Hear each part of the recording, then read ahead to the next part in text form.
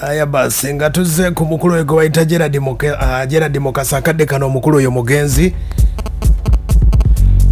akayimba ke kasobodde okuba ate kafuuka ensonga ke bayita NABADDA akadde kano ke kasobodde okuba ate nga ke kasinga wetwogeredde olunaku olwaleero mu nteekateeka nga bweri bw'oba ogobedde ku mitimbagano naddala ku TikTok oba ku Facebook yonna akayimba ako abantu beebuuza omukulu ono GERALD MUKASA amazima amatuufu GERALD MUKASA abalina ebyafaayo bye mpozi ng'obabuuzizza ku bayimbi be yayimba nabo nange kyensobodde okuba ate nga nkola olunaku olwaleero nnoonyeza ku mukulu bamuyita Matiya Kakumirizi oyo nno naye ategeezezza wabula ate nga omukulu ono GERALD MUKASA yali mukulu waabwe okitegedde era yantegeezeza nti endongo y'omukulu ono yagikuba naye nga ye yabeeranga nnyo Masaka ng'ajja Buzzi mu Kampala eyo ne bakuba endongo yaabwe akayimba ke bayita NABADDA akasobodde okuba ate kafuusa ensonga olw'ebigambo eby'enjawulo eby'omukwano nga omanyi nti music waffe wano mu ggwanga Uganda atambulidde nnyo ku mukwano abajjukira ebiseera ebyo music wedda yatambulira mizannyo mulaavu bw'atyo mpolampola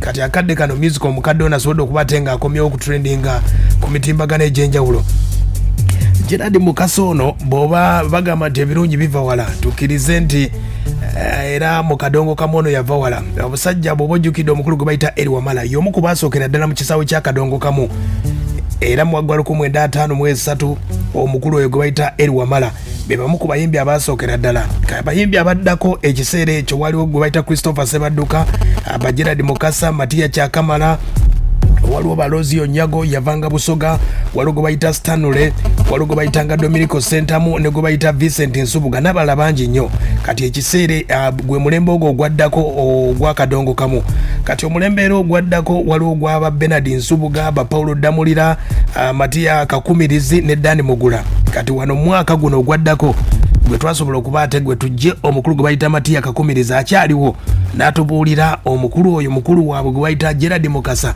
mu kisaawe kya kadongo ye yakikolanga atya omukulu oyo atubulidde byonna nga byasobola okuba ate nga bitambula nga bw'omanyi nti edda kadongo kamu ono yasobola okuba ate nga ebiseera ebyasookera ddala baali tebalina kibiina kibagatta naddala abayimbi abo wabula nga balina minisitule bagita Ministry of Culture yali ebaddukanya yali ebayamba okwasaganya music waabwe ne bannaffe aba National Theatre ne Radio of Uganda era wabeerangawo ekitongole kye bayita Uganda Music Censorship Board wano nno kye kyasuusulanga ennyimba ng'omuyimbi tonnagenda mu studio bino bye muyimba n'ofuna oluyimba vibe ekutte odduka mu studio kati nno wabeerangawo ekibiina ekisunsula ennyimba kye bayitanga Uganda Music Censorship Board era ng'omukulu yabeeranga ku lukiiko ono bamuyitanga Christopher Sebadduka ng'omuyimbi tonnagendayo wasooka batwalira luyimba ne balwekenneenya ne bakubuulira oluyimba ono lwatandika lutya kati nno omukulu ono yembeera yasobola okuba atengeeta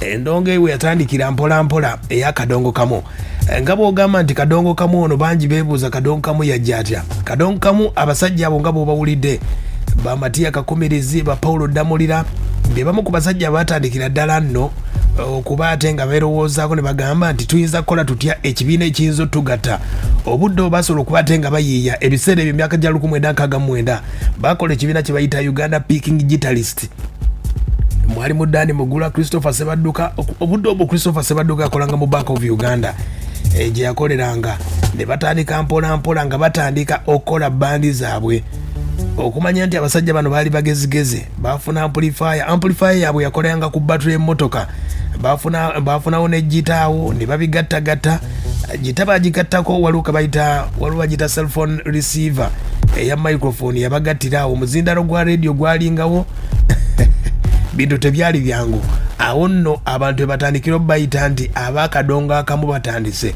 kadongo kamu watandikirawo myaka gya 1970 bannaffe aba picking guitarist bano beegattibwako gavumenti ebiseera ebyo mwaka 1971 ne basobola okuba ate bakwatagana ne gavumenti esobola okuba ate nga ebayambako okuba ate nga batambuza music waabwe okubalungamya mu byonna wabula mwaka 1980 eby'ennaku omukulu Idi Amin Dada nga bamugye mu buyinza awo nno nabyo ne bisobola okuba ate nga bisereba mpolampola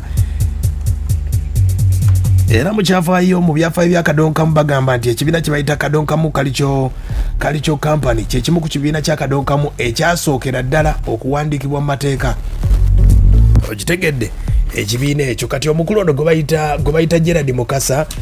GERALD MUKASA okumanya nti oluyimba olwali lw'amaanyi lwe bayita NABADDA mu mwaka 1974 lwakubako gye bagiyita top 10 yalinga bagiyitanga munno top 10 abaliwo ebiseera ebyo muyinza okuba ate nga mubijjukira. NABADDA lwakwatanga ku countdown lwe lusinga waliwo oluyimba lwe bayita Lazy bannaffe aba OK Jazz Band olwakwatanga ekyokusaba bayitanga Message Nova Success n'ennyimba endala nyingi nnyo naye nga oluyimba olwo NABADDA lwali lwa tabo nnyo. NABADDA balukolamu n'akatabo oyinza okunoonya akatabo bakayita The Soul of Uganda n'osobola okuba ate ng'omanya nti omusajja oyo gwe bayita GERALD MUKASA yali wanjawuloko ku bayimbi nno. Kati mukulu Matiya Kakumirizi ategeezezza bw'ati ku byafaayo by'omukulu ono abeviira omukulu ono bamuziikaawo wammwe. Mukulu Matiya Kakumirizi ategeezezzawo kubanga naye ajja n'aziika. Esebo nenga music atambula atya? Music si mubi mulungi. Esebo ennyimba empya nina. Okay, olina oluyimba nga ki? Ninawo olulimi. Nina ne okukula zaabu. Ezo nyinza okusooka okuleetera mpozi ne muwala wange gwe nzaala nze kennyini. Esebo mukwano. Kati n'ekira kye mbadde okubuuzaako Sebo. Ennaku zino waliwo eyali ndowooza mukwano gwo GERALD MUKASA. Mumanyi wali oweviira. GERALD MUKASA ono biki by'oyinza omwogerako by'omujjukirako? GERALD MUKASA nti baali bakulu baffe abatusooka okuyimba. Kati ye twakolako naye wano mu kadonkamu naye ng'abeera nnyo Masaka eyo. Era n'abeera n'entebe gye yayimba oluyimba lw'entebe olujjukira. Naye nga yali musajja mukakka mulungi nnyo lwakuba teyateranga nnyo okulabika mufe yajjanga biseera. Yagwanga bugwi kakati ewaabwe omanyiwo wali we yaziikwa. Bamuziika wano Viira ng'agende Bukalasa? Viira totuuka Bukalasa naye woba onootera okutuuka ku Viira. Waliwo ekkubo erikyama ku lefti ate nga liggukira eri ng'oyise Bukalasa. Liggukira eri mu maaso nga wakava mu kagga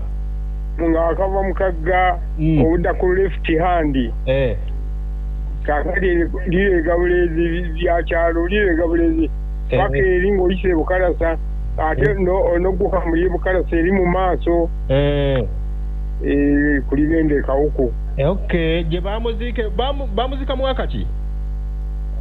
Mukwano sijjukira bbanga liyise. Nenga yaliko mu bibiina ki? Yaliko mu kadongo kamu Culture Company.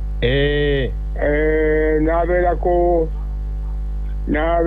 mu yajjanga buzi katono mu ntebe gitasingazi yajjanga n'ayimbamu.